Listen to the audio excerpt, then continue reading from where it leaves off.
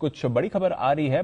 महाराष्ट्र के deputy chief minister Devendra Fadnavis साहब का एक बड़ा बयान आते हुए दिख रहा है। कल भी एक इवेंट में उन्होंने जी से बात करी थी, बट नवी मुंबई एयरपोर्ट जुलाई 2024 तक शुरू हो जाएगा। 9-10 महीने, 1.5 साल, हाँ 6 नहीं 2024, सॉरी, हाँ 2024, ओके 2024, अगले इलेक्शन के पहले, अगले हाँ, नवी मुंबई एयरपोर्ट 2024 जुलाई, ओके, 1.5 साल में पूरा शुरू होने की तैयारी में। ये बड़ी सर, बड़ी खबर, बहुत बड़ी खबर है। आ गई, डेट आ गई है फाइनली। ये उन्होंने भरोसा दिखाया। वैसे भी जब से पावर में वापस आए, वो कह रहे हैं कि फोकस है उनका इंफ्रास्ट्रक्चर प्रोजेक्ट जल्द से जल्द कंप्लीट किए जाएं। कल भी एक इवेंट में उन्होंने हमारे साथ बात करी थी, वहां पर भी ये इंडिकेशन दे रहे थे। मेट्रो प्रोजेक्ट पर तो उनका फोकस है ही, बट नवी मुंबई एयरपोर्ट जो लंबे समय से अटका हुआ है, यहां पर कामकाज अगले 1.5 साल में कंप्लीट हो जाएगा।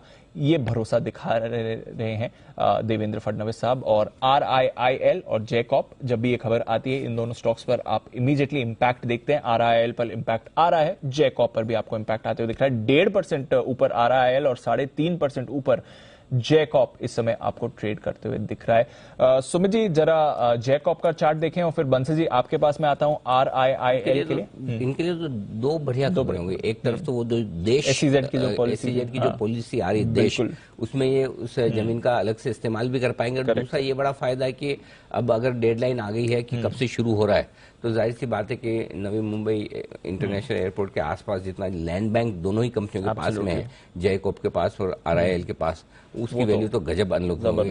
और आई एम श्योर इन दोनों कंपनियों के शेयर होल्डर मतलब दशकों से ये शेयर इसी उम्मीद में लेकर बैठे थे कि कब तो, क्योंकि अगर वैल्यू निकालेंगे तो RIIL के शेयर की वैल्यू जो 2,500-3,000 के ऊपर निकलेगी।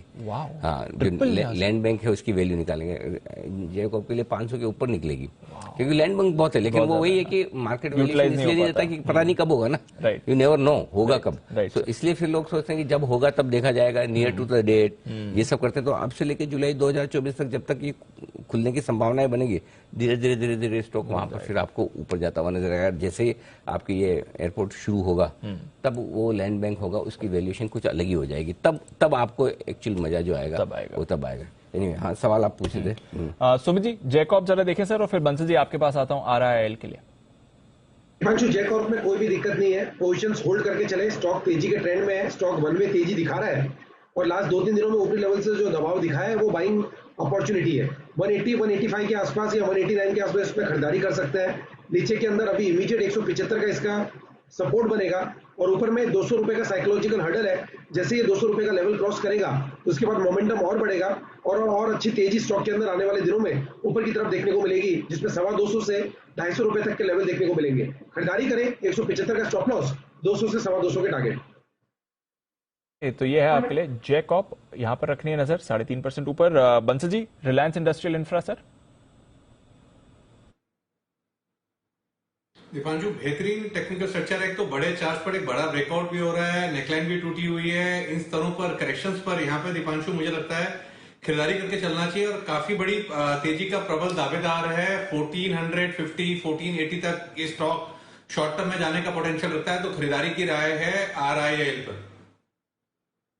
बिल्कुल, ओके, हमने भी कई बार कहा है, यही इंतजार है बस।